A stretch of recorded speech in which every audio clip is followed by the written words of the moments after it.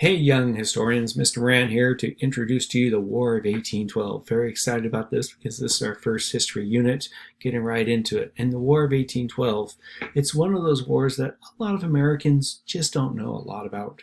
Maybe they've forgotten. In fact, I would challenge you to ask your mom or dad if they know anything about the War of 1812.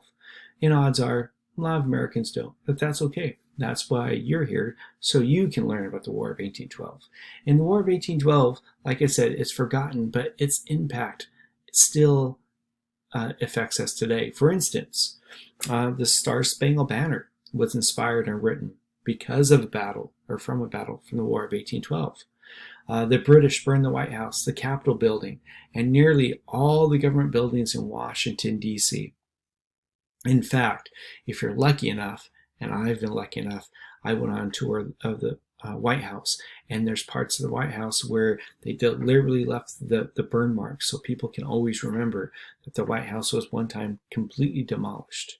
And Washington, D.C. was so much demolished that it was this close. It was a close vote, and Congress nearly moved the Capitol back to Philadelphia because the devastation was so bad in Washington, D.C.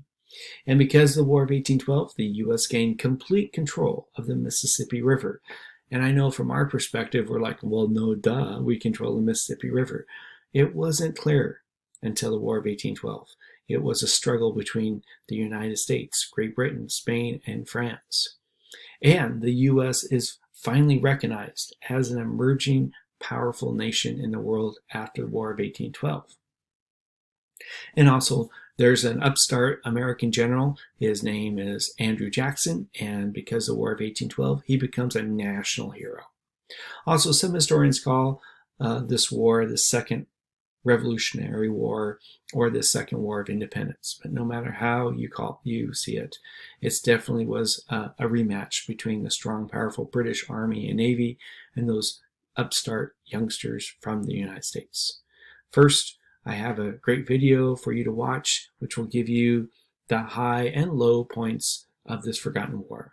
The video is fast-paced, and the narrator is Irish, so he will sound a bit different than you might be used to, but that's okay. If there's a part you need to review, stop the video, go back and watch it, listen to it again. I'm recommending that you watch the video one time through before trying to answer the questions. Watch the video the second time, which is when you should try to answer those questions. Each question is in order in the video. Also, there's going to be, this is going to be a good week, and it's an interesting part of the history. So first thing you need to do is watch that video. Again, you might need to watch it twice, no big deal, you have enough time. Oh, one more thing, there's a couple bonus activities.